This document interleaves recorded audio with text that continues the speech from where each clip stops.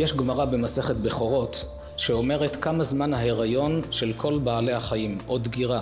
למשל, זמן הדגירה שהתרנגולת דוגרת על הביצים, 21 יום. וזה נכון עד היום.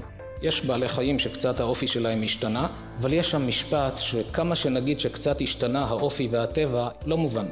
כתוב שם שהנחש, זמן ההיריון שלו 7 שנים. זה נגד המציאות. אמנם רוב הנחשים מטילי ביצים, לא משריצים נחשים חיים, אבל יש נחשים שמשריצים.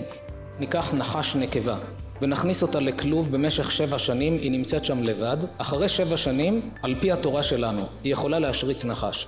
ולפי המדע, תמיד טענו שאין דבר כזה. יודעים, ההיריון הוא כמה חודשים. איך אפשר להגיד 7 שנים, אומרים חז"ל? ומה הכי הכעיס את החוקרים שראו את הגמרא? שהגמרא עצמה אומרת, מאיפה אנחנו יודעים את זה? עושים איזה חשבון של הפסוקים. בפסוק הזה כתוב כך, לפי זה יוצא פסוק הזה, ומכאן יוצא כך, יוצא שההיריון של הנחש 7 שנים. מה אתה על פי פסוקים מודיע לנו כמה ההיריון של הנחש? לך תבדוק, תחקור.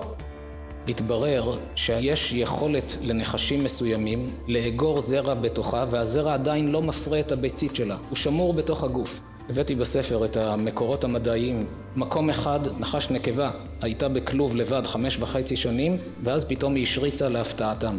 מקום אחר 5 שנים. והמקום הכי קיצוני שמצאו זה נחש נקבה שהייתה בשבי יותר מ7 שנים, וכשמתה פתחו אותה ומצאו בפנים נחש לקראת היציאה החוצה, שרואים שהוא מת רק לאחרונה.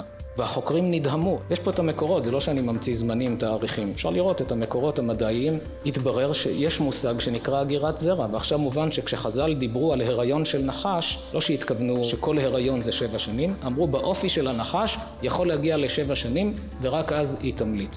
כמה ידע יש בתורה שלנו שכתוב עליה הפוך בה והפוך בה, דכולה בה.